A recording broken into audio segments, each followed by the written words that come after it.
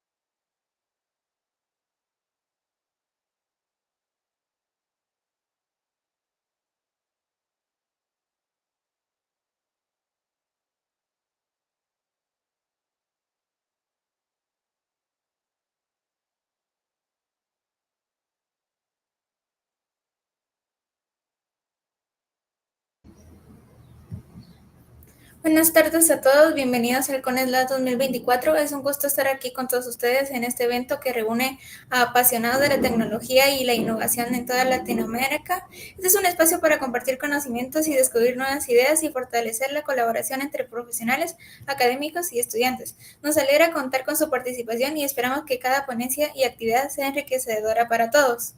Es un placer presentarles al ingeniero Brian Alvarado, quien nos hablará sobre la industria de juegos en Guatemala y Latinoamérica y cómo ser parte de ella. El ingeniero Brian Alvarado es ingeniero en ciencias y sistemas y se destaca como director de ingeniería y cofundador de 502 Estudios, donde ha trabajado en lanzamientos como 502 Arcade y ha colaborado en estudios de renombre en proyectos como Descenders y Oxenfree, con una sólida experiencia que incluye trabajos en PayPal y Double Stallion. El ingeniero Alvarado ha logrado abrir caminos en el desarrollo de videojuegos desde Guatemala, demostrando que es posible hacer crecer esta industria en nuestra región. Le cedo la palabra para que comparta con nosotros su visión y experiencia sobre cómo podemos ser parte de esa industria en crecimiento. Ok, muchas gracias Diana por la introducción. Bueno, primero que todo, gracias a todos por venir a esta plática sobre la industria de juegos en la región y pues qué caminos pueden tomar para ser parte de ella. Esta es una plática que creo que me hubiera servido bastante cuando empecé a estar interesado en hacer juegos, ya que no tenía ni la más mínima idea de por dónde empezar o cómo funcionaba. Así que espero que les sea útil y pues tenemos una parte de preguntas al final de la plática, así que espero poder aclarar cualquier duda que vayan teniendo. Primero vamos a tener una pequeña introducción a la industria. Lo primero que vamos a decir es que la industria de juegos es gigante. Hay varios estimados que calculan que ya es más grande que las industrias de la música y el cine, por ejemplo. Está proyectado que la industria va a alcanzar ganancias de 282 miles de millones de dólares para finales de este año y un aproximado de 3.32 mil millones de jugadores en todo el mundo. Y solo contando en Estados Unidos, hay aproximadamente 214 millones de personas que juegan. Estos números tan grandes se deben a varios factores. Primero, la accesibilidad que hay ahora para los juegos ha crecido de manera exponencial debido a que los dispositivos móviles y personales han bajado la barrera de entrada para poder acceder. Hay una gran cantidad de personas que están jugando en estos dispositivos y no necesariamente en sus computadoras o en alguna consola dedicada a juegos.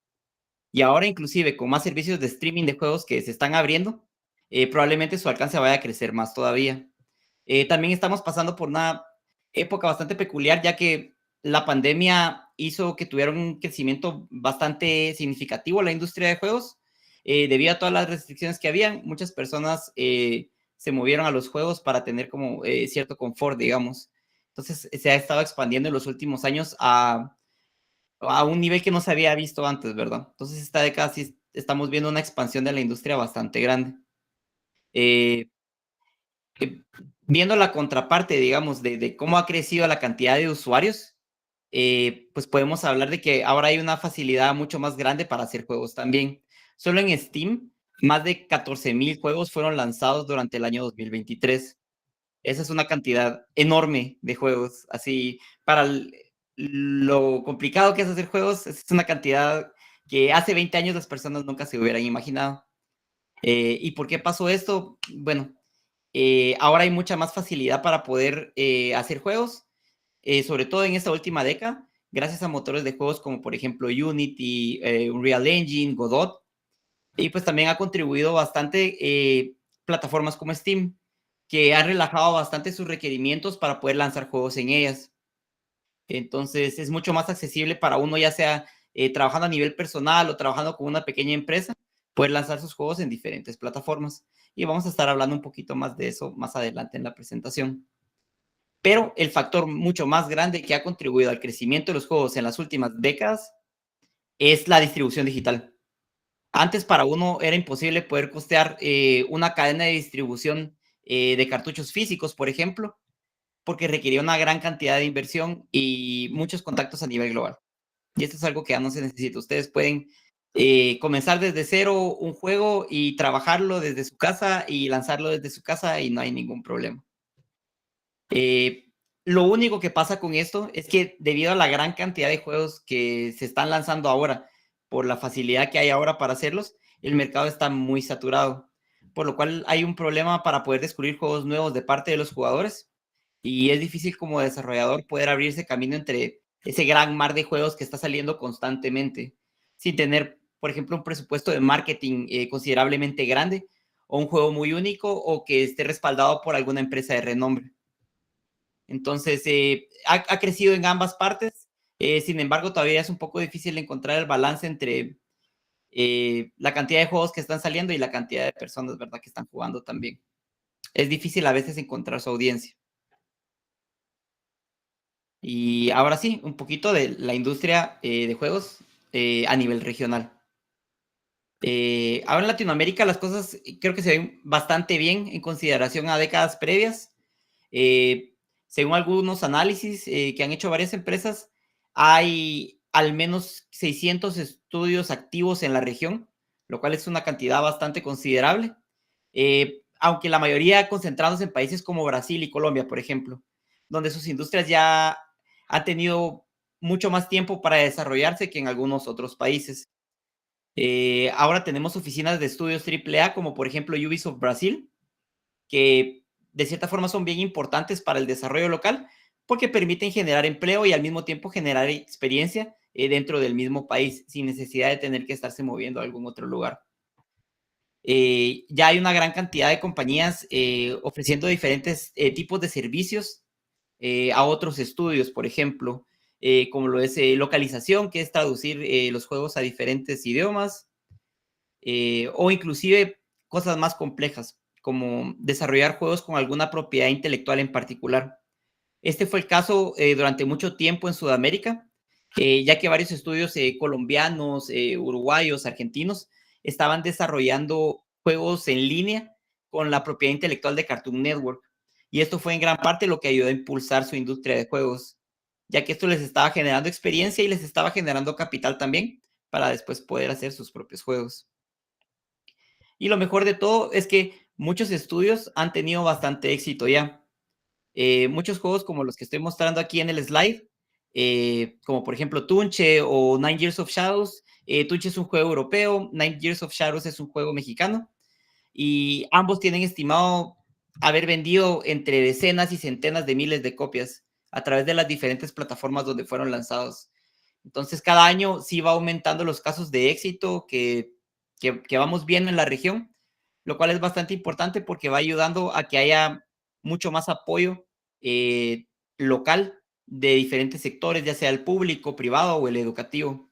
Entonces, es bien importante que podamos tener este tipo de casos de éxito, ya sea a nivel de empresa o a nivel de juegos, para demostrar que el talento en la región sí existe y sí se puede impulsar todavía más. Para hablar un poquito de la industria de juegos en Guatemala, ¿verdad? Que es donde estamos nosotros. Pues de momento hay muy pocos estudios. Es como, creo que podrían contar con una mano la cantidad de estudios que hay activos ahorita en el país.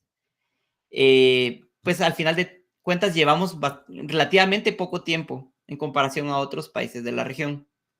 Han abierto varios estudios en el transcurso de los últimos 15 años. Lamentablemente la mayoría de ellos han cerrado. Es bastante difícil a veces encontrar como estabilidad financiera cuando se está empezando solo a trabajar en juegos, ¿verdad? Es una industria de alto riesgo, entonces muchas veces abren, se mantienen abiertos por un par de años y lamentablemente pues no logran consolidarse en la industria.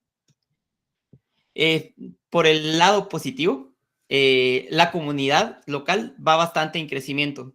Tenemos un servidor de Discord que manejamos para poder estar en contacto entre todos y ya tenemos más de 600 personas en nuestro servidor. Y muchas de ellas están trabajando activamente de una forma u otra en la industria. Tenemos desde personas que están trabajando por hobby en sus juegos hasta personas que están lanzando de forma comercial también los mismos. Tenemos varios eventos. Justo en un par de semanas vamos a tener un evento llamado Game Over Night, por ejemplo, que es un showcase de juegos guatemaltecos. Entonces hacemos lo posible como comunidad para intentar concientizar a la audiencia nacional, digamos, de que existe el desarrollo de juegos en el país, que usualmente es como la típica reacción que tenemos cuando le comentamos a alguien que hacemos juegos, es como, ¿y eso se hace en Guatemala? Porque pues no es algo común de escuchar, sobre todo en países latinoamericanos, creo que todavía no hay como un auge, no hay casos de éxito a nivel de empresas AAA, por ejemplo, de estudios gigantes que hagan como Sony, Microsoft. Entonces, ese es un poquito, todavía hay un poquito de escepticismo sobre la viabilidad de la carrera en algunos de los países de nuestra región. Lo difícil ahí es que, o sea, las oportunidades están limitadas por lo mismo. No hay tanto apoyo del sector público ni del sector privado todavía. El sector educativo está empezando a mostrar un poco de interés. Estamos empezando a tener más clases y más especializaciones a nivel universitario que estén relacionadas al desarrollo de juegos, lo cual es bastante bueno, ¿verdad? Porque pues al final uno necesita aprender de algún lugar, ¿verdad? Y vamos a estar hablando de eso un poquito más adelante. La gran mayoría de personas en nuestra comunidad por el momento están aprendiendo a hacer juegos o están haciendo juegos por hobby, lo cual es interesante porque muestra que hay un gran potencial en el país. Lo único es que nos hace falta pues apoyo financiero de diferentes sectores para poder llevarlo a un estado viable, ¿verdad? Para poder decir como, yo puedo subsistir con esto. Y por lo que he hablado con compañeros que trabajan en otras empresas en diferentes países, creo que la mayoría de países en la región pues están en una situación similar, donde las industrias llevan tal vez alrededor de 10 años o menos y pues no se han logrado consolidar como una industria todavía a nivel local. Y esto pues no les ha abierto todavía las puertas a poder conseguir fondos locales para poder impulsarlo. Lo que sí es que en estos últimos años particular, y eso me agrada mucho porque me va dando como cierto optimismo en cómo van avanzando las cosas, hemos logrado ir rompiendo bastantes barreras. Por ejemplo, el juego Iluminaria, que pueden ver en el slide, fue el primer juego lanzado, el primer juego guatemalteco lanzado en Nintendo Switch hace un par de años. Y el juego que lanzamos nosotros como estudio de 502 Estudios, 502 Arcade, fue el primero en lanzarse en Xbox y en PlayStation este año. Y también lanzamos en Nintendo Switch. Entonces, poco a poco nos vamos abriendo puertas a diferentes plataformas y poder trabajar con diferentes partes de la industria para poder irnos consolidando un poco más como industria guatemalteca. Sin embargo, todavía hay mucho camino que recorrer y en parte es por eso que me gusta dar este tipo de pláticas, para poder intentar compartir un poco el conocimiento que hemos logrado adquirir durante nuestra trayectoria y pues dejar que ustedes vengan con mejores juegos y abrirles un poco el camino para poder tener acceso a estas oportunidades. Y ahora sí, ¿quién soy yo? Entonces, como les comentaba, mi nombre es Brian Alvarado, soy ingeniero en ciencias y sistemas. En el 2012, cuando aún estaba en la U, decidimos con un amigo fundar 502 Estudios, que es la empresa con la que desarrollamos juegos, y probar suerte en la industria. Cuando comenzamos el estudio, no había nada de industria en el país. Entonces nos tocó ir aprendiendo mucho a prueba y error. El estudio ha tenido sus altos, sus bajos, y hemos pasado, por ejemplo, años enteros donde hemos tenido que dejar la empresa en pausa. Como por ejemplo, como les comentaban, pues yo estuve trabajando un tiempo en PayPal, que no tiene nada que ver con juegos. Ahí estaba trabajando de desarrollador de software normal, digamos. Y en algunos casos sí lo estaba, como por ejemplo el juego que pueden ver en el slide llamado Convergence. Tuve la fortuna de poder trabajar en un estudio canadiense llamado Double Stallion, que hicieron una colaboración con Riot Games para hacer un juego basado en League of Legends, lo cual para mí fue como un sueño hecho realidad porque nunca pensé que fuera a trabajar en algo de ese tipo de alcance masivo como lo tiene Riot Games y League of Legends. O sea, es uno de los juegos más jugados que hay en la actualidad. Entonces fue increíble tener la oportunidad de trabajar en un proyecto así.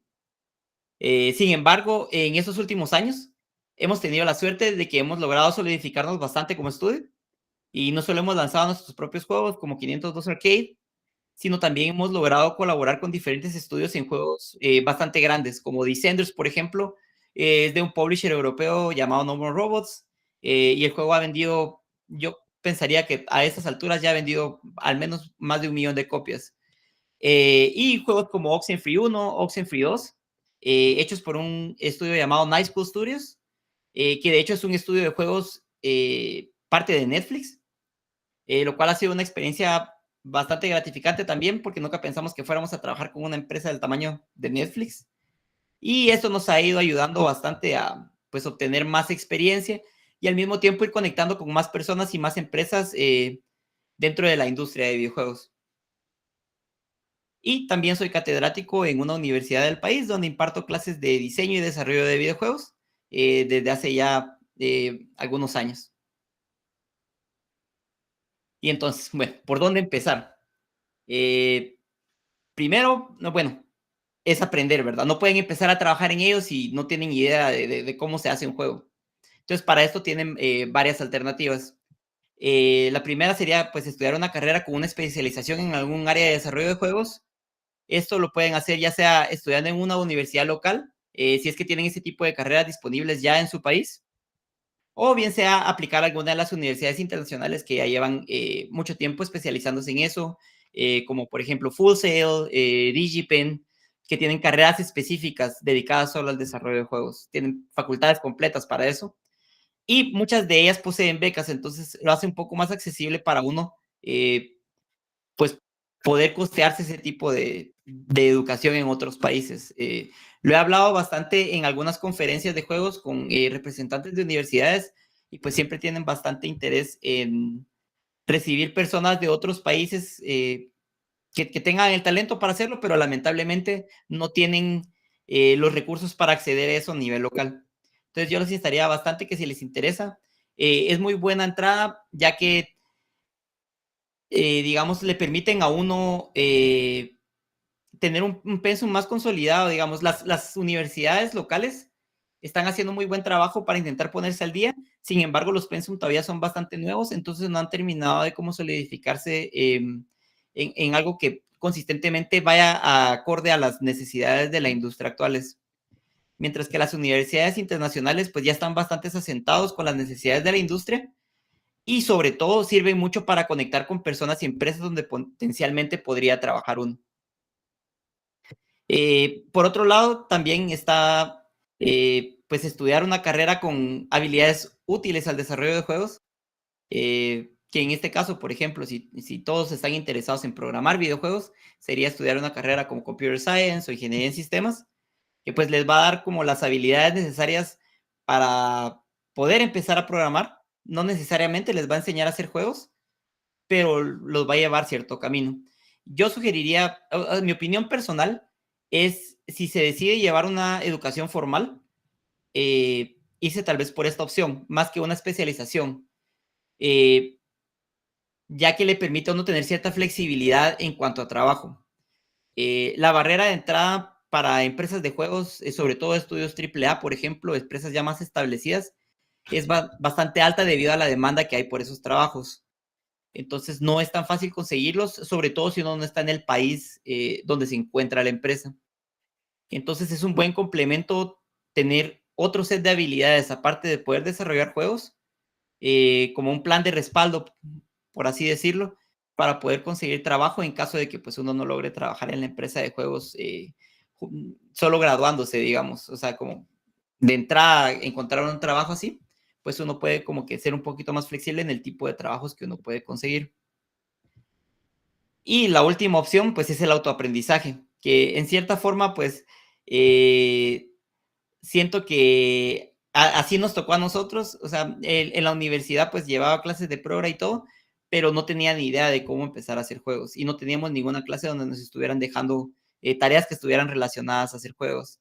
Entonces, sí se puede, o sea, sin ningún tipo de estudios universitarios, aprender a hacer juegos.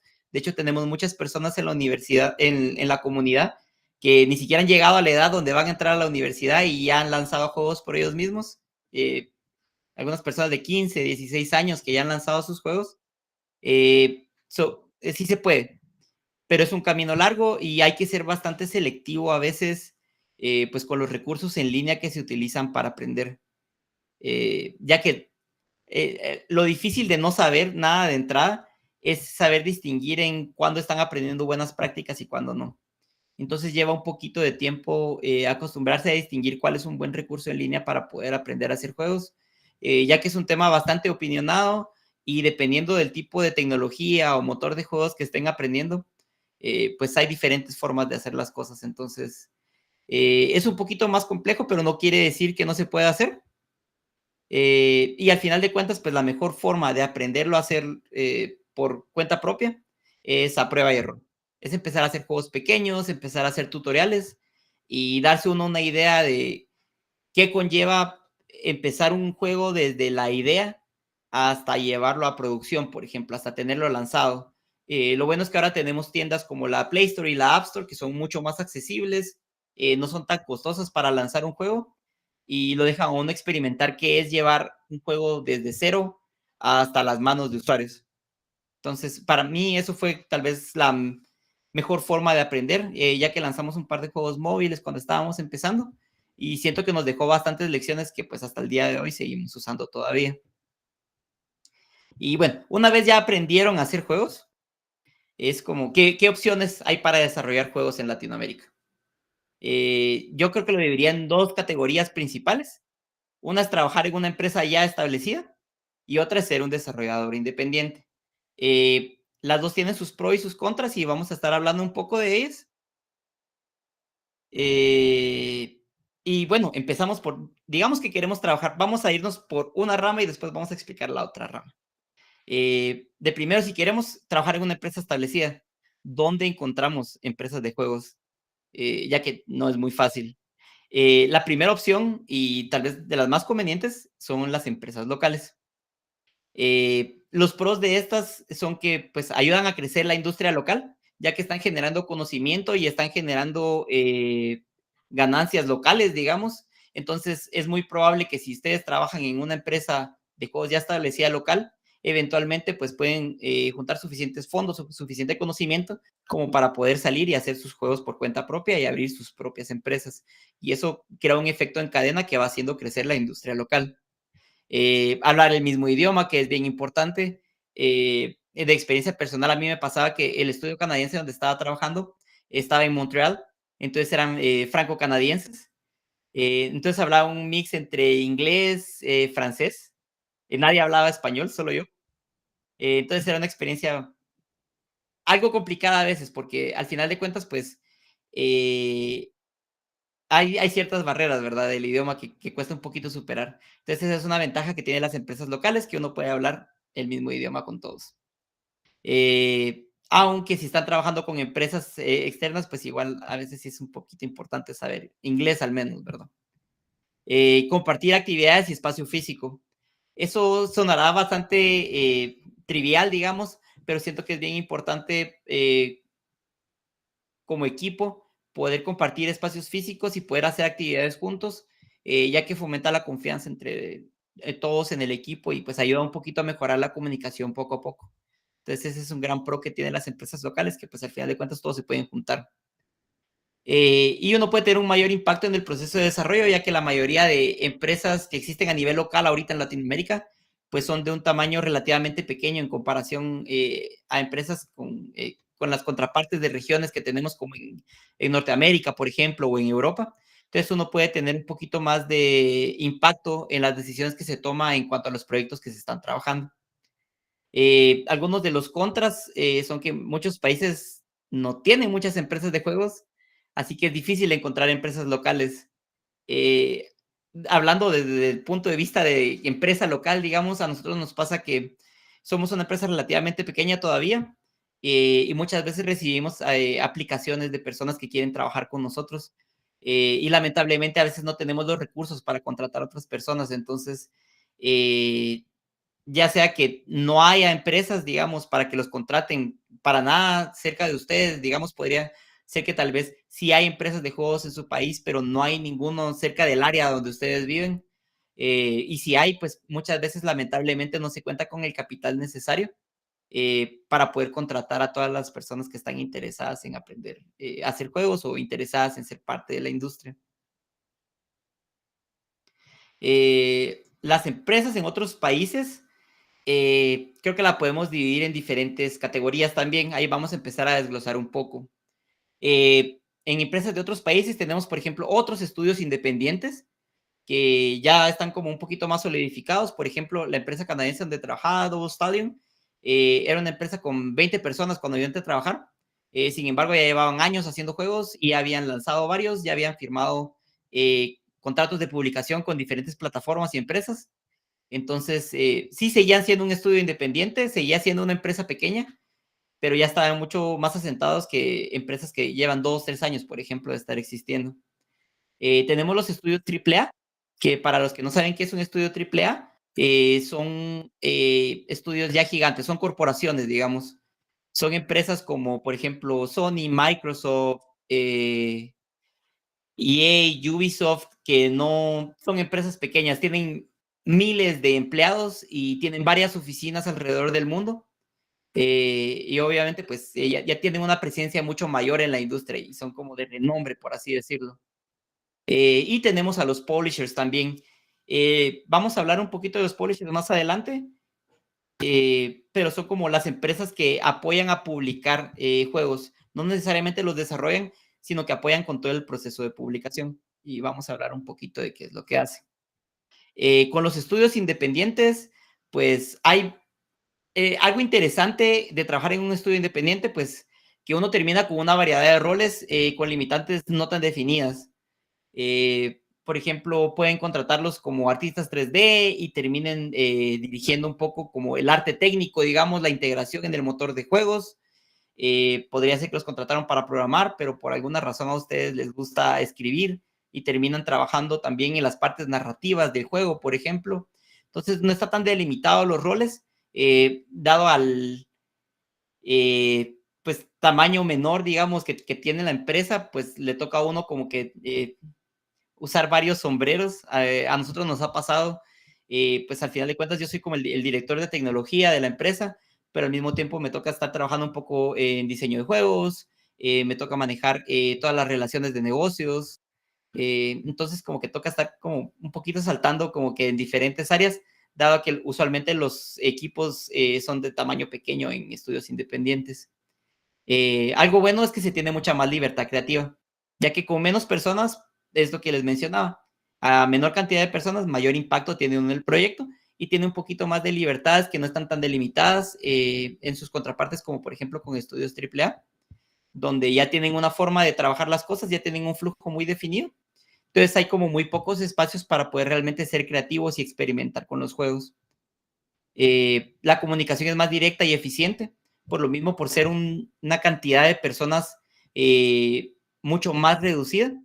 La comunicación es más directa, no hay que pasar por varias capas de jerarquía y de burocracia para poder formar una opinión, hacer una sugerencia. Entonces, esto facilita mucho el desarrollo y lo hace un poquito más rápido. Los proyectos en estudios independientes, pues obviamente son de menor tamaño y usualmente de menor duración de desarrollo.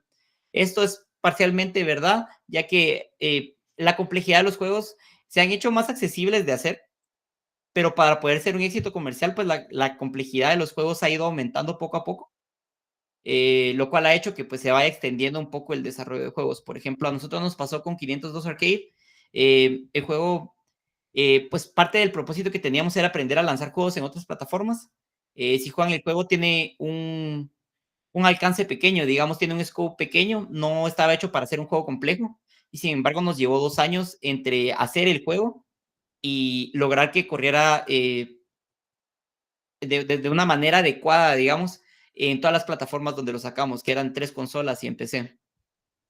Entonces, termina siendo un poco menor a veces, termina siendo un poco mayor. O sea, puede llevar desde algunos meses hasta algunos años hacer un juego, aun cuando sea un juego pequeño, dependiendo de las necesidades que tenga el proyecto. Y el desarrollo es más ágil que en empresas de mayor tamaño, por los mismos puntos previos que acabamos de hablar.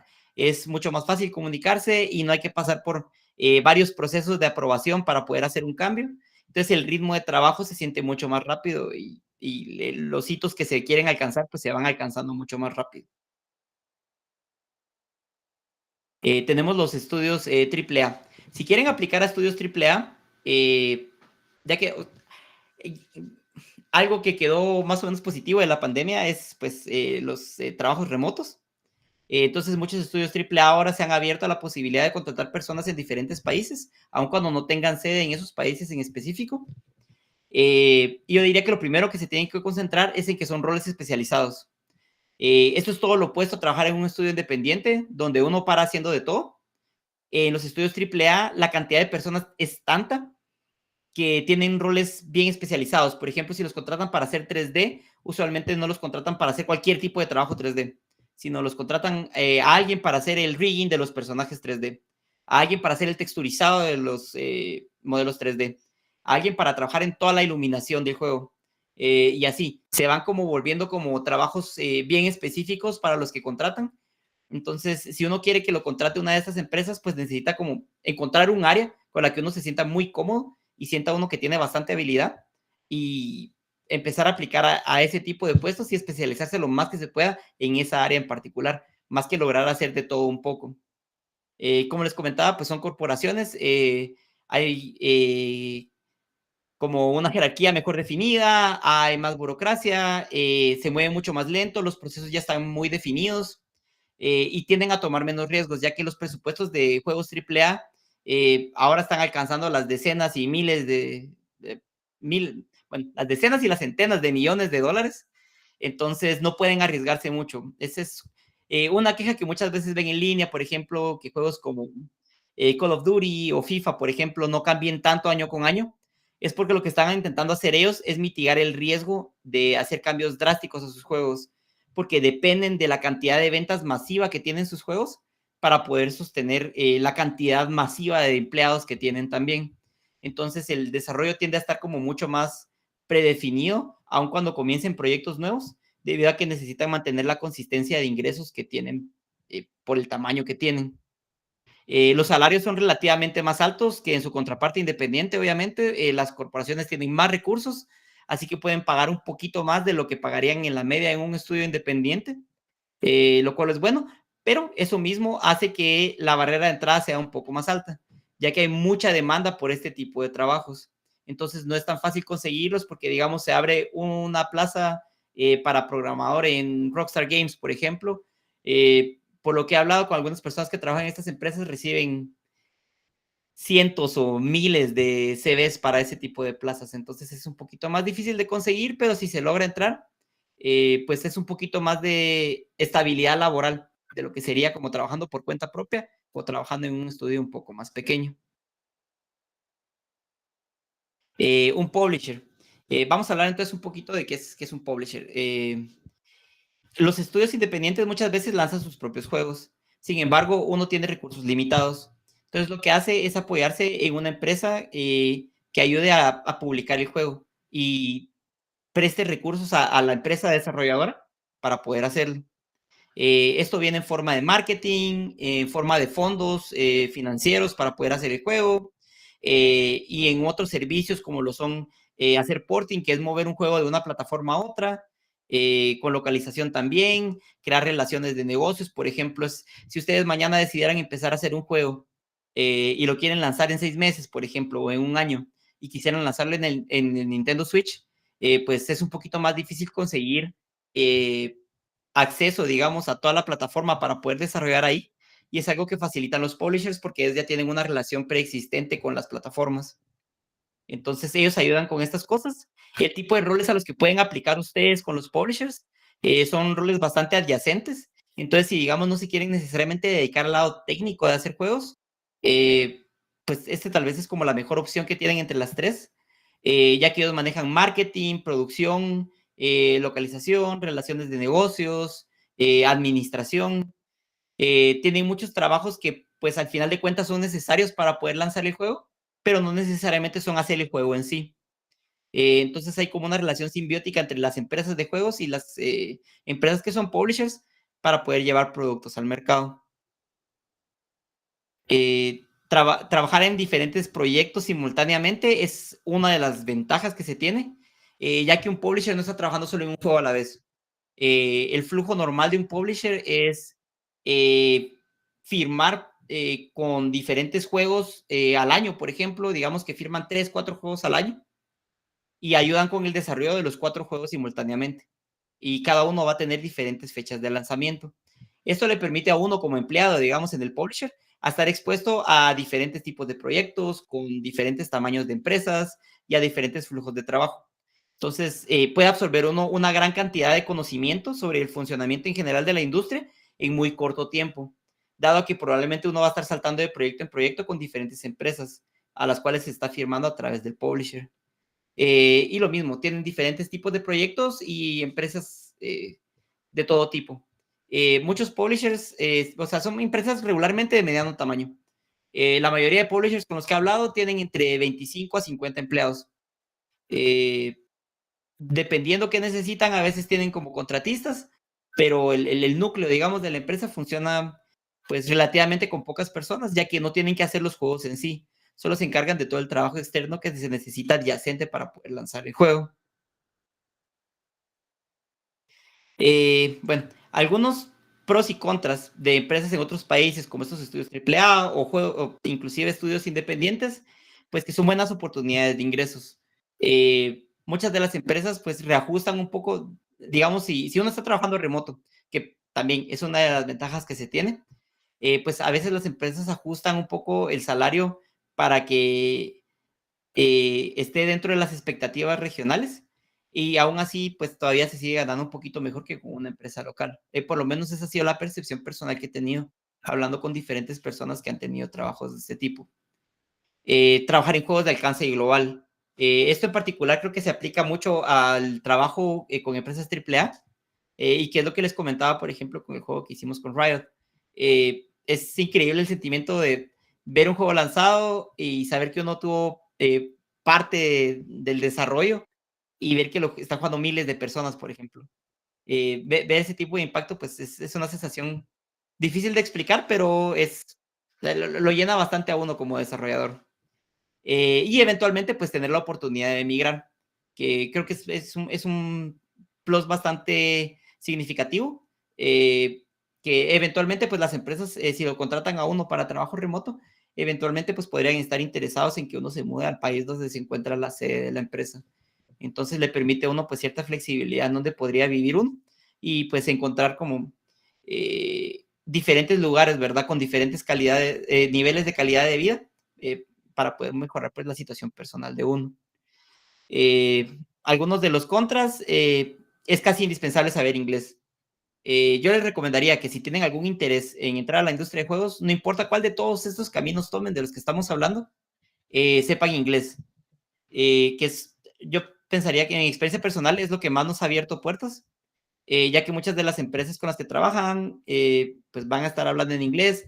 Las plataformas como Nintendo, Microsoft, Sony, toda la comunicación es en inglés. Entonces es algo bien importante a tener. Es casi vital, diría yo. Así que a la par de cualquier habilidad que quieran aprender para poder trabajar en la industria de juegos, tener su inglés en un nivel sólido creo que es bien importante. Algunas leyes locales hacen difícil a las empresas contratar desde el extranjero. He visto mucho ese caso en nuestra comunidad, donde algunas personas han aplicado a ciertos roles que han encontrado en línea. Lamentablemente, hay algunas leyes en algunos estados o en algunos países que hacen un poquito difícil poder hacer contrataciones extranjeras, ya sea por cuestión de impuestos o por cuestiones legales, ¿verdad? Entonces, eso dificulta un poco encontrar a veces este tipo de oportunidades. Y pues hay siempre también hay siempre una potencial falta de contacto con el resto de la empresa. Al estar físicamente a miles de millas del resto del equipo, pues a veces uno pues, puede tender a sentirse un poquito aislado, sentir que pues no tienen tanto en común, que no hay tanta convivencia, y hace un poquito complicada la comunicación a veces, ¿verdad? No es lo mismo que tener a alguien de frente. Y tal vez una de las más importantes son las barreras culturales.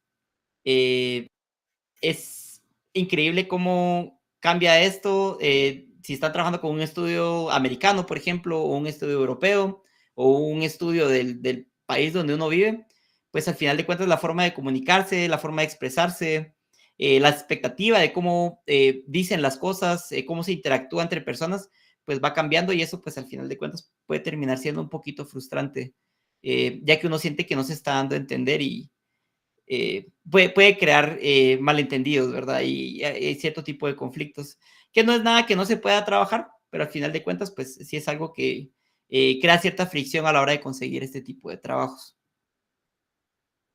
Y eso sería todo si ustedes quisieran trabajar con otra empresa.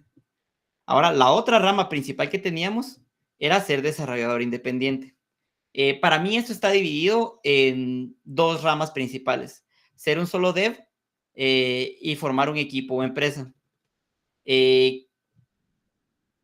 Con solo dev me refiero a alguien que está haciendo 100% su juego por cuenta propia.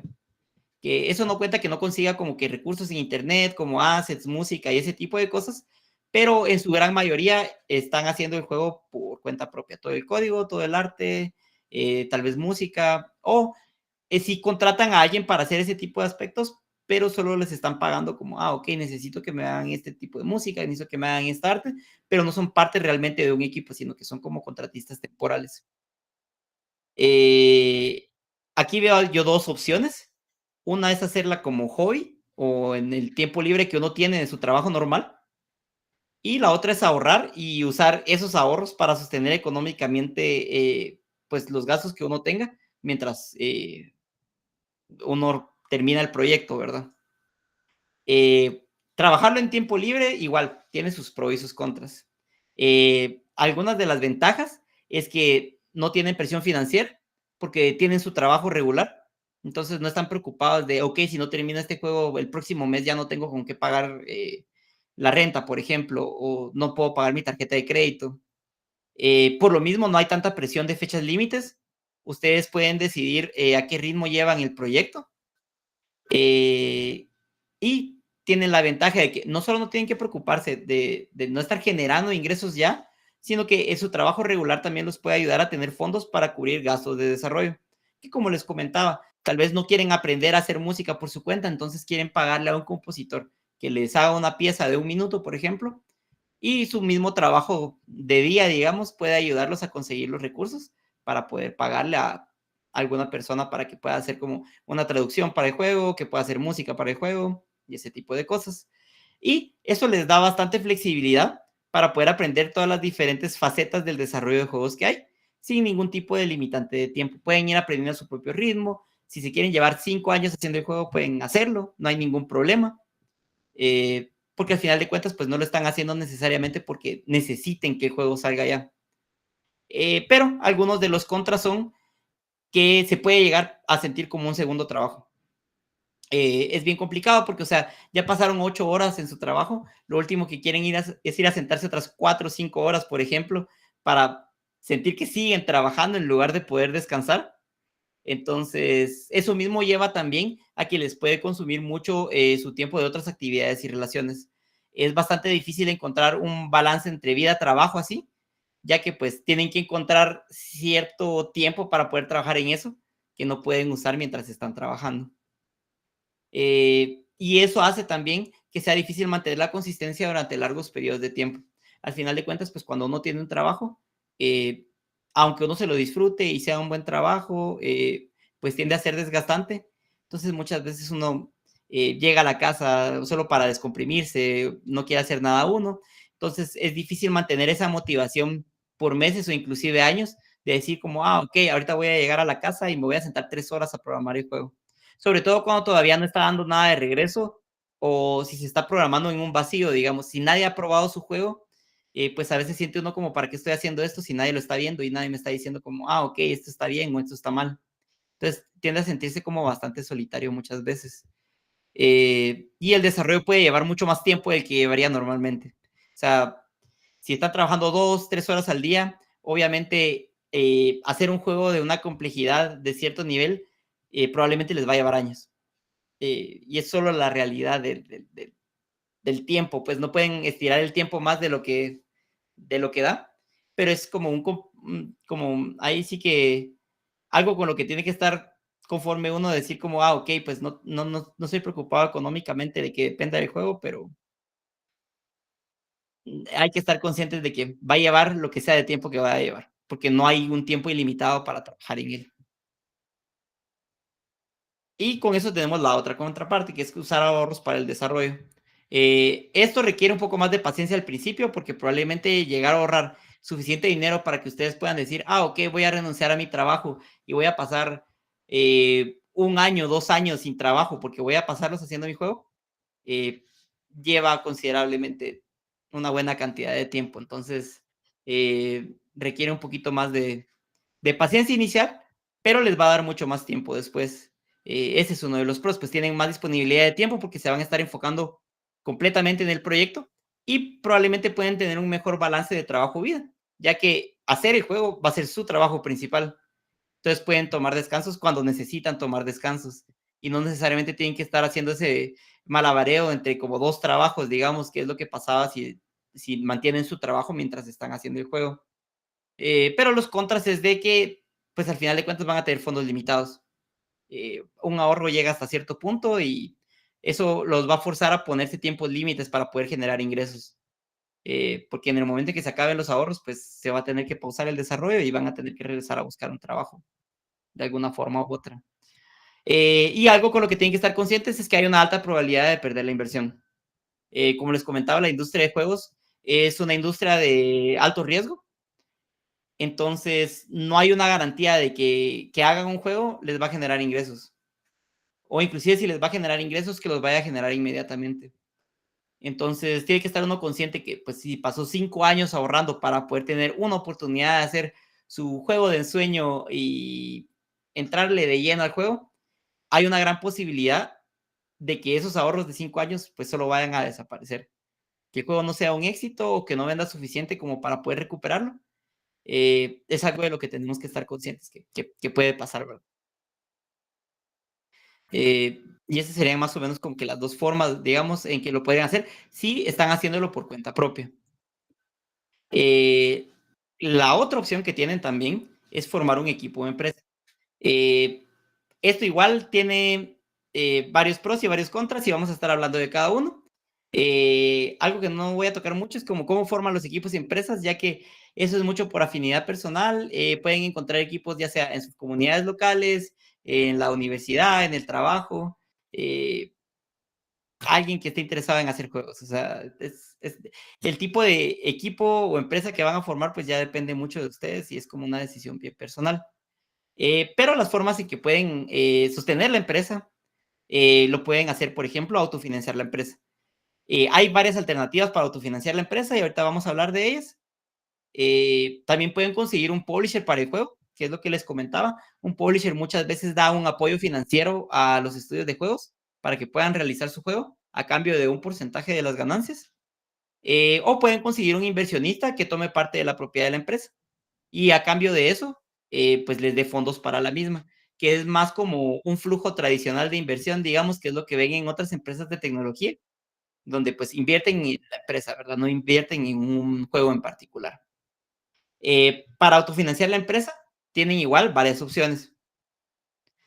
Pueden aplicar a fondos de desarrollo de diferentes fuentes, pueden negociar un trato con alguna plataforma o hacer trabajos de co-desarrollo para otros estudios. Eh, los fondos de desarrollo, que son la primera opción que tenemos, ¿verdad? Si queremos como conseguir nuestros propios fondos como estudio, eh, son fondos que están estructurados para ayudar a impulsar el crecimiento de la industria, ya sea en ciertas regiones, en ciertos países, o proyectos que cumplen con ciertos requisitos. Por ejemplo, justo esta semana Google anunció a los ganadores de su Indie Games Fund, que es un fondo hecho específicamente para estudios latinoamericanos. Agarran 10 estudios latinoamericanos y les dan alrededor de $2 millones para poder mover el juego que ellos ya tienen existente a la plataforma de Google, que es Android, ¿verdad? Y tienen un servicio de suscripción similar a cómo funciona Netflix, por ejemplo, donde ustedes pagan una mensualidad y pueden acceder a N cantidad de juegos y dan este dinero para que los estudios tengan la oportunidad de lanzarlo en esta plataforma y se puedan volver un poquito más autosostenibles. También otros como el Epic Mega Grants, que son juegos que están hechos con Unreal Engine y tienen bastante potencial a ojos de Epic, digamos, que son los que hacen Unreal Engine. Ellos también dan fondos de desarrollo para que uno pueda como seguir trabajando en su juego y no necesariamente sacarlo solo con ellos, sino que uno tiene libertad de hacer lo que quiera uno con el proyecto. Algunos países, en Latinoamérica en particular, no he escuchado que haya de ese tipo de programas, pero en Canadá y Australia, por ejemplo, son muy comunes. Tienen fondos para estudios de juegos como parte de sus iniciativas gubernamentales.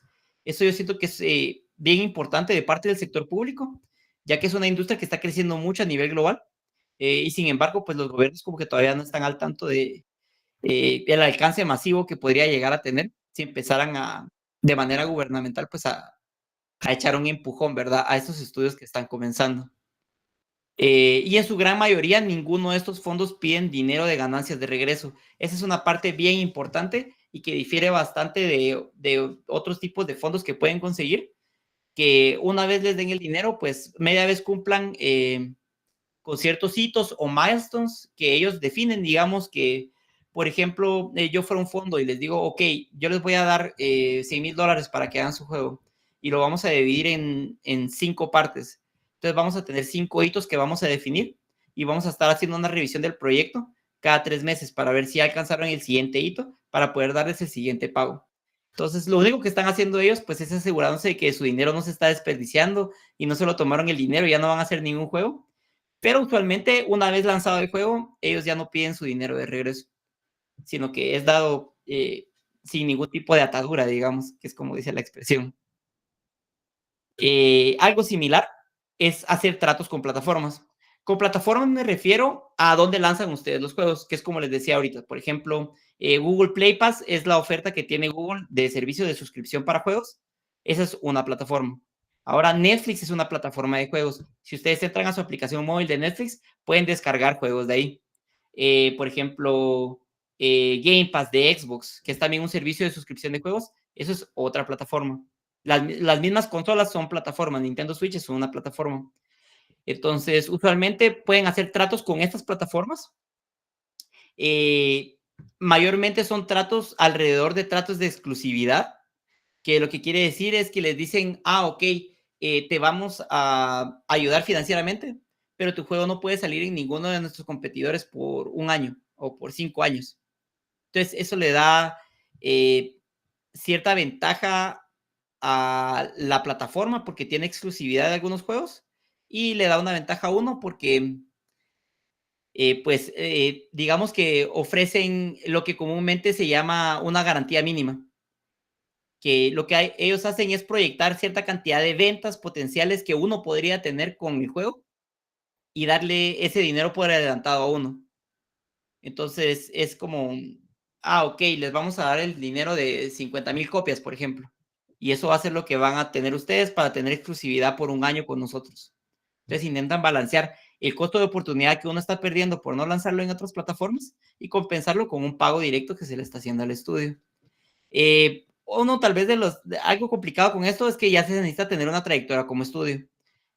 Dado que pues al final de cuentas están confiando en uno con el trato y de que uno de hecho va a poder terminar el juego, usualmente piden que el estudio ya tenga juegos previos lanzados, que tenga un cierto mínimo de ventas o de ganancias generadas ya, para saber que su inversión pues va a valer la pena. Al final de cuentas es un negocio y ellos necesitan ver cómo mantienen a flote sus plataformas también. Estos también suelen funcionar en base a milestones y generalmente no requieren ganancias del juego, aparte del fee normal que cobran las plataformas. La mayoría de plataformas donde uno puede lanzar sus juegos de manera digital tienen ahora un estándar de 30%, por ejemplo, que se quedan con las ganancias. Entonces, si ustedes ven un juego que está a $10 en Steam o en el Switch o en Xbox, usualmente de esos $10 lo que le está llegando a uno como estudios, pues son $7. Antes de los impuestos, digamos. Entonces, eso es usualmente lo que ellos buscan, pero al final de cuentas lo que están buscando es un alcance mayor para sus plataformas. Entonces, no piden parte de las ganancias directas, aparte del fee que ya acostumbran tener para cualquier lanzamiento de juego con trato o sin trato. Y tenemos, por último, el trabajo de co-desarrollo. Esta es la ruta por la que optamos nosotros en los últimos años. Así que es una en la que tengo bastante experiencia. Y si quieren preguntar algo de esto, lo pueden hacer ahorita que terminemos con la plática. El trabajo de co-desarrollo consiste usualmente en trabajo especializado en diferentes áreas del desarrollo de juegos. Se realiza contratos, digamos, con otros estudios delimitados ya sea por tiempo o por responsabilidades. Algo que uno tiene que cumplir como estudio que está siendo subcontratado. Y una vez se termine esto, pues cada quien se va por su lado, ¿verdad? Uno no está teniendo como una parte activa del desarrollo del juego, sino que los dueños completos siguen siendo el estudio que nos contrató. Solo ellos necesitan que les probamos ciertos servicios que nosotros podemos hacer.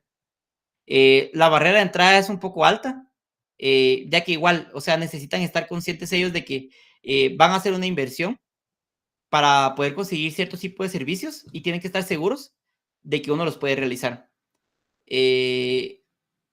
La barrera de entrada es alta, pero la demanda también es alta para cierto tipo de trabajos de co-desarrollo, como por ejemplo lo que les mencionaba de hacer porting de juegos, que es llevar un juego de una plataforma a otra.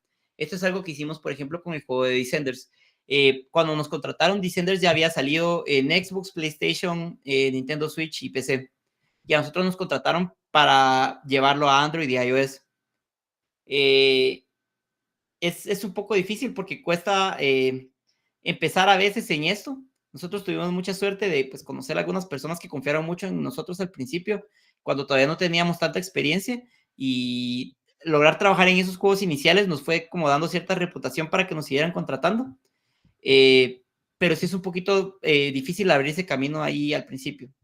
Pero lo bueno es que una vez uno ya tenga cierta experiencia en el trabajo especializado que se quiera hacer, usualmente hay muy alta demanda, porque es lo que hablaba con una persona que también trabaja haciendo este tipo de trabajos, que no es el tipo de trabajos por el que la gente comienza a hacer juegos. Entonces los estudios quieren delegárselo a alguien más. Si ustedes se encuentran con un estudio de 5 o 10 personas, lo que ellos quieren hacer es concentrarse en hacer sus juegos. No quieren concentrarse en, ok, vamos a ver qué tal corre en el Nintendo Switch porque tiene muy poca memoria, entonces no podemos tener como gráficos altos, por ejemplo. Son problemas que no tienen nada que ver con hacer juegos, sino que son más como problemas de hardware o de optimización y ese tipo de cosas. Entonces ellos están más que felices, si tienen el presupuesto, de poder subcontratarlo a uno para que uno se haga a cargo de ese tipo de cosas. Y lo bueno es que ayuda a generar más experiencia mientras se generan ingresos. Eso para nosotros ha sido una gran ayuda. Y para el lanzamiento que tuvimos de nuestro juego de 502 Arcade, fue de bastante ayuda, porque ya teníamos experiencia trabajando con las diferentes plataformas de consolas, sin de hecho nosotros haber sacado un juego en consolas, pero por haber estado trabajando en diferentes juegos para los que nos contrataban, para ayudar, por ejemplo, para optimizar cosas en el Switch o cosas así, ya teníamos cierta familiaridad con cada una de ellas. Entonces eso hizo que nuestro aprendizaje se acelerara considerablemente a la hora de que tuvimos que empezar nosotros mismos a trabajar en cómo lanzar nuestro juego para cada una de esas plataformas. Creo que esto nos ha funcionado mucho. Hay muchos estudios que hacen esto a través de toda Latinoamérica. Conozco al menos 2 estudios en Costa Rica que lo hacen, al menos unos 5 estudios en Colombia que hacen de esto, y una infinidad de estudios que hacen eso en Brasil. Entonces siento que es un buen balance entre, es como tener un trabajo aparte, digamos, pero todavía está relacionado a juegos y uno tiene el control de qué tipo de trabajos acepta y cuáles no, y al mismo tiempo poder trabajar en sus juegos. Y ahora, si quieren conseguir dinero externo, pues tenemos las otras opciones de las que estábamos hablando. La primera, pues son los publishers, que es usualmente el tipo de fondos externos que busca un estudio de juegos cuando necesitan ayuda financiera. Las ofertas varían dependiendo de cada uno. Yo he hablado con publishers que hacen contratos con estudios de juegos por tan poco como $10,000, hasta otros estudios hasta otros publishers que me han dicho como que no aceptan juegos que necesiten menos de $1 millón, por ejemplo. Entonces, esto tiende a variar bastante dependiendo de el tamaño que va a tener el juego y la experiencia que tiene el equipo de desarrollo. Obviamente es mucho más difícil confiarle a un equipo de 5 personas que nunca han sacado un juego $1 millón a un grupo de 25 personas que ya han trabajado en la industria en diferentes estudios AAA. Porque obviamente ahí pues la inversión va a ser de mucho más alto riesgo porque van a tener mucha incertidumbre ellos en saber si de hecho el equipo va a poder entregar lo que está prometiendo. Al mismo tiempo que ofrecen ayuda financiera, también ofrecen otros servicios como son lo que hablábamos del porting. A nosotros nos ha contratado publishers para ayudar con el porting de algunos de los juegos que tienen en sus portafolios. No nos contacta directamente el desarrollador del juego en sí. Localización, que a como está ahora de globalizada la distribución de juegos, es algo que casi que tiene que estar de seguro. Al menos tener en unos 5 o 6 idiomas el juego. Es algo que ayuda mucho a tener un buen alcance en diferentes regiones del mundo, sobre todo en Asia y en Europa. El lanzamiento en diferentes plataformas, que es lo que les comentaba. Por ejemplo, para lanzar juegos en consolas, uno tiene que pasar una preaprobación de parte de las plataformas, donde uno tiene que, por así decirlo, como convencerlos de que vale la pena darle acceso a uno a las herramientas, a los kits de desarrollo, a toda su documentación. Y esto es algo difícil para alguien que pues o todavía no tiene mucha experiencia o no tiene una trayectoria muy definida, porque igual para las plataformas pues es una inversión de recursos, de tiempo, darle acceso a todo este tipo de cosas a uno. Entonces tienen que asegurarse de que pues de hecho sí van a lograr sacar juegos. Pero el publisher facilita esto porque ellos mismos tienen acceso directo a todo este tipo de recursos con las plataformas, inclusive a buscar tratos con las plataformas, dado que ya tienen relaciones preexistentes por los juegos previos que han sacado. Entonces eso le facilita mucho el trabajo a uno como desarrollador pequeño, ¿verdad? Porque uno no se tiene que preocupar de tener que estar negociando este tipo de cosas. Y también a sacar en otras regiones. Por ejemplo, nosotros hemos hablado con publishers que se dedican específicamente a publicar los juegos en regiones específicas como por ejemplo China o Japón, que pues tienden a funcionar de una manera muy particular y es difícil que uno no estando ahí entienda pues qué tipo de requerimientos tienen o cuál es la mejor forma de hacer marketing en esas regiones. Entonces hay publishers que dicen como, ok, yo te voy a publicar tu juego en Japón, por ejemplo, y nosotros lo vamos a encargar de todo el marketing y la localización y todo lo que sea necesario específico de la región. Algo que ayuda un montón también es que ayudan a organizar la producción del juego. En los juegos hay un rol llamado producers, que es como el rol que en una empresa de tecnología terminaría llamando como project manager, que ayuda a mantener como el orden, digamos, de que se alcancen los hitos, las metas que uno tiene con el juego. Y es algo que muchas veces pues uno no tiene para costearse dentro de un equipo pequeño y los publishers proveen esto. Entonces hay alguien que está asegurándose de que siempre las metas de todos en el equipo estén alineadas para que el desarrollo del juego se vaya moviendo y no se esté quedando estancado, ya que eso al final de cuentas pues le va a hacer perder dinero al publisher y dinero a la empresa que está haciendo el juego también. Tal vez lo más difícil es que hay una alta barrera de entrada debido a la gran cantidad de juegos que aplican con los publishers. Yo he tenido reunión con scouts. Scouts se llaman las personas que tienen los publishers para buscar juegos en diferentes eventos o en línea. Y me han contado que reciben a veces hasta 40, 50 pitches, propuestas por día. Entonces es un trabajo bien intenso. Poder como encontrar un publisher que de hecho llegue a ver el trabajo de uno, pero sí se puede. Y sí alivia mucho del estrés de lanzar un juego, poder trabajar con uno de estos publishers. Que yo pensaría que si tiene la oportunidad de trabajar con uno, pues es una buena experiencia. Siempre haciendo como todo el trabajo debido de investigación para asegurarse que el publisher con el que uno va a trabajar pues tiene una reputación sólida y no solo va a intentar hacer cosas no en el mejor interés de uno. Debido a que hay muchos juegos saliendo ahora y hay un alto interés por publishers, lamentablemente hay muchos publishers allá afuera que tienen contratos que no son nada favorables para los desarrolladores y pues prácticamente terminan estafándolos, ¿verdad? Porque se quedan con la propiedad del juego, se quedan con la mayoría de ganancias del juego. Entonces es algo siempre bien importante. Yo creo que en el caso de los publishers y de lo que vamos a hablar ahorita de los inversionistas, pues siempre es bien importante leer bien a detalle los contratos que uno está firmando y mucho mejor si uno tiene un abogado, que parecería como un gasto innecesario, pero uno no tiene idea de la cantidad de dinero que le va a salvar a uno después, más adelante, si uno no está leyendo como que la letra pequeña en los contratos. Y ahora sí, por último, tenemos a los inversionistas. Como les comentaba, al final de cuentas los inversionistas pues invierten en la empresa, no en un proyecto en particular. Y siempre siguen un modelo similar a las empresas de tecnología, donde lo que están haciendo es que están comprando una parte de la propiedad de la empresa y usualmente tienen asientos en la junta directiva para poder tener una participación activa en las decisiones que se están tomando como empresa. La forma en que ellos ven sus retornos es de que la empresa o se venda o en algunos países pues se vaya público en la bolsa, ¿verdad? Que es como terminan recuperando usualmente el dinero este tipo de inversionistas. O que ellos puedan vender su parte más adelante a alguien más y con eso generen ganancia. Las cantidades de inversión usualmente son mucho más altas que con los publishers, pero también esperan un retorno de inversión mucho más alto que con los publishers.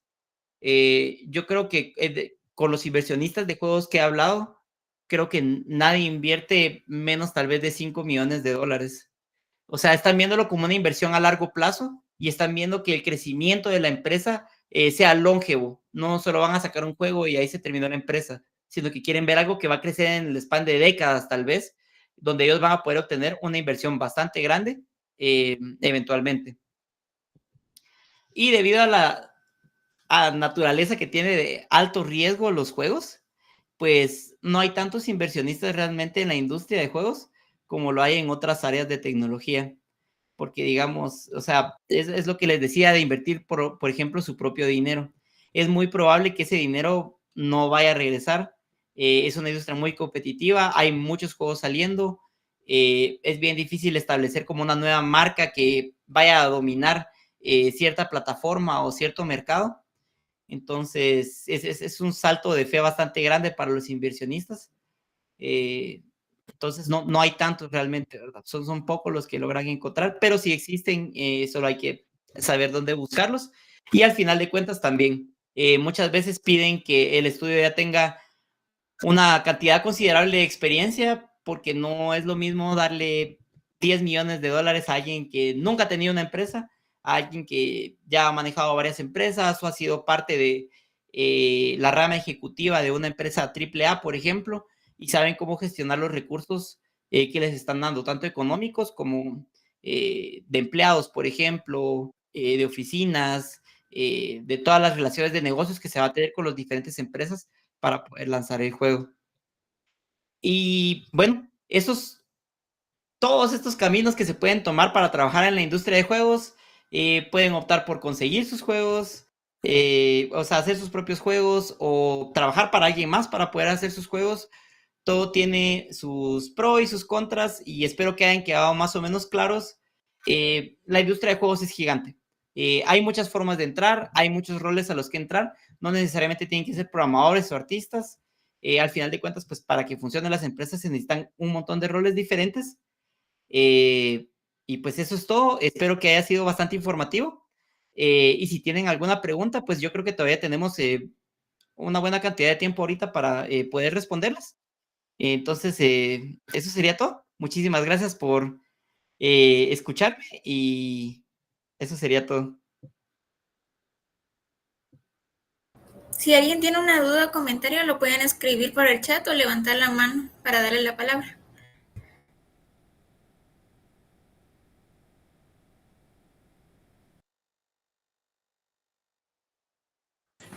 Yo creo que quiere hablar Antoinette Pilco. Adelante.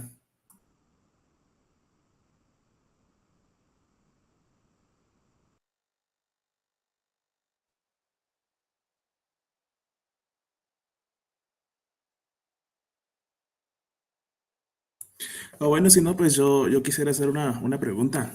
Antes que nada, pues me gustó mucho la charla. La verdad de que está bastante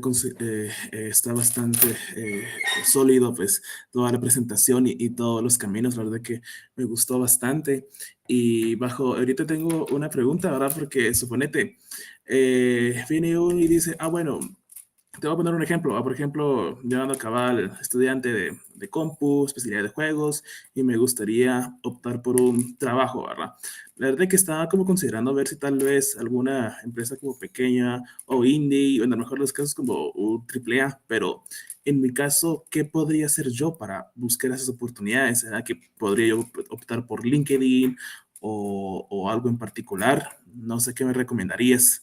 Ajá, para que pudiera optar así como por un trabajo como game developer. Pues lo que más podría recomendarte es buscar. Cuando me contrataron en la empresa canadiense, yo creo que ya iba como por mi aplicación número 60 para empresas de juegos. Eh, es eso, o sea, la demanda es bastante alta, entonces a veces cuesta como que lograr que te encuentren. Sin embargo, pues a veces pasa, esta empresa, yo era el único empleado que no estaba en Canadá, y decidieron tomar el riesgo conmigo. Creo que tal vez por como la trayectoria tan como ecléctica que tenía en la industria de juegos, porque habíamos sacado un par de juegos desde aquí, desde Guate, y yo creo que eso es lo que podría recomendar más que cualquier cosa, o sea, complementario a su educación superior, haber lanzado ya un par de proyectos. Eso cuesta un montón para las empresas y para los reclutadores, ya haber sacado algo y de hecho haber pasado por todo el proceso de publicar un juego, porque le da un montón de lecciones a uno de cosas que no es solo como, ok, voy a hacer un juego en un game jam, pero solo se trabaja unas horas y pues se publica en itch y ya tú, sino que de hecho entender como todas las dificultades y obstáculos que uno se puede topar en cualquier tipo de la etapa del desarrollo de juegos. Lugares donde aplicar, pues depende también de qué tipo de empresa. Para empresas AAA, por ejemplo, yo creo que LinkedIn funciona bastante bien. Inclusive empresas de mediano tamaño. El trabajo con la empresa canadiense que tenía, de hecho, lo conseguí a través de LinkedIn. Con empresas indies también hay una página que se llama Work with Indies. Si quieren, les voy a poner el link. Y es una empresa que está hecha específicamente para encontrar trabajos en estudios independientes. Entonces lo voy a poner aquí en el chat de texto y ahí pueden encontrar diferentes tipos de trabajos. Pero sí, es de estar buscando en línea. Igual, bueno, ahora Twitter ya no está tan activo en cuanto a industria de juegos. Ahora se han movido muchos a Blue Sky, pero igual estar viendo en redes nuestro trabajo que empezamos para trabajar como estudios de ecodesarrollo. Inició por interacciones que yo tenía en Twitter con gente de la industria fuera del país, que eventualmente fui a conocer en una conferencia, pero toda nuestra interacción inicial empezó en redes. Entonces, ahí sí que es de estar buscando en todos lados en internet para ver si se encuentra como la oportunidad adecuada. No sé si eso respondió tu pregunta, Cristian. Sí, de hecho, sí me contesté, muchas gracias. Y para complementarlo un poquito más, ¿cuántos juegos recomendados bueno, cuánta cantidad de juegos nos recomendarías tener publicados, ya sea solo uno o recomiendas algún número en particular?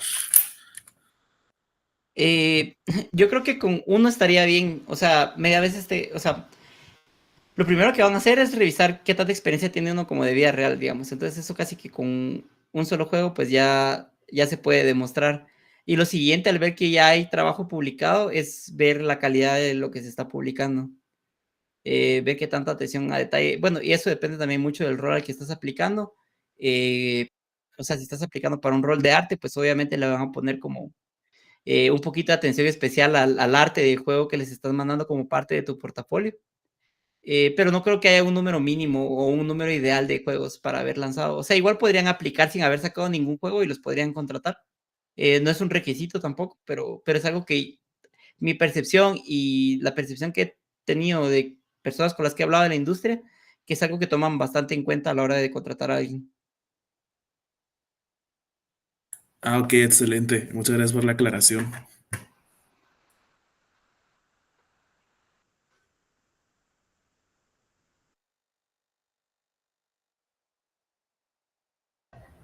Yo tengo una pregunta de cómo los conocimientos en la inteligencia artificial que tiene la carrera de computación podrían aplicarse a los videojuegos.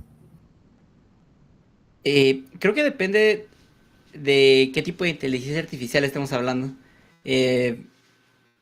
O sea, digamos, en cuanto a automatización de cosas, digamos, como lo que hemos visto en los últimos años con ChatGPT, generadores de imágenes y ese tipo de cosas, pues creo que todavía es relativamente nuevo y las empresas de juegos pues todavía no lo están como aplicando al 100% y hay todavía como opiniones bastante divididas entre si es bueno o malo para la industria, ya que pues como en muchas de otras industrias, pues amenaza un poquito como que la seguridad laboral de ciertas plazas.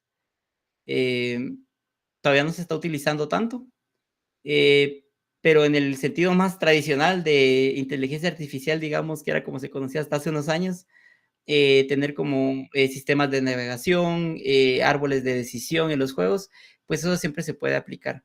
No necesariamente algo que involucre redes neuronales o cosas de ese tipo, pero sí, siempre se puede buscar cómo aplicarse. Y hay empresas, digamos, sobre todo en estudios AAA, que tienen departamentos completos que probablemente se están dedicando a investigar la posibilidad de aplicaciones en juegos de este tipo de tecnologías. Gracias. Y también como qué lenguaje de programación sería más útil para trabajar en videojuegos.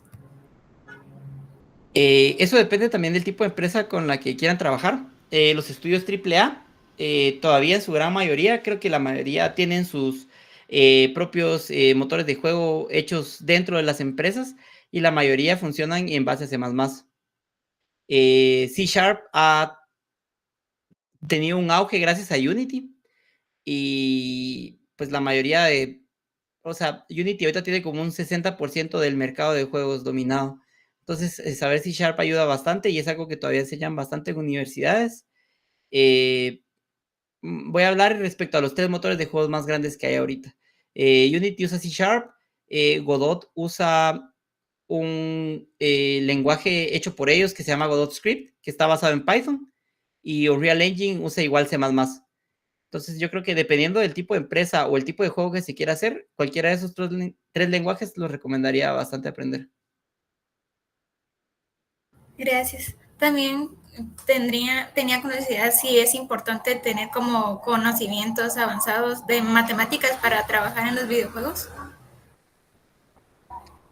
Creo que depende del tipo de rol que se vaya a tener en el equipo de programación, pero sí, yo diría que así casi seguro nos ha ayudado bastante saber aritmética y otro tipo de cosas para el desarrollo de juegos. Así que sí, si no les está gustando tanto llevar tantas mates en la universidad, por ejemplo, yo diría que sí va a ser un poquito difícil que les guste cierto tipo de trabajo en juegos, sobre todo en juegos 3D, por ejemplo, o en juegos que involucren físicas para bastante de las interacciones, sí van a necesitar tener como cierto conocimiento base de ciertos aspectos de la mate. Gracias. Y solo una última pregunta, que es si posible trabajar en videojuegos sin tener un título formal en computación. No, de hecho es muy posible. Creo que tal vez donde más ayuda, que por ejemplo fue con mi caso, es si eventualmente trabajaran por una empresa internacional y la empresa quisiera ayudarlos a mudarse al país donde esté la sede de la empresa, es mucho más difícil no hacerlo con un título. Pero es la única barrera que he visto que podría generar el título. Después, si uno está trabajando en sus propios juegos, o si quieren que lo contrate una empresa, al menos nosotros, por ejemplo, nosotros tenemos personas en la empresa que no están graduadas y son excelentes programadores de juegos. Entonces, no creo que sería como imposible. De hecho, no me he topado con muchas empresas que, como parte de la revisión que hacen a la hora de contratar a alguien, que revisen si tiene título o no. Ok, Especialmente si no gracias. hay como carreras especializadas en eso todavía. A veces el título pues no termina siendo tan relevante en el trabajo que uno termina haciendo en la empresa. Gracias. No sé si alguien más tiene una duda o comentario para agregar.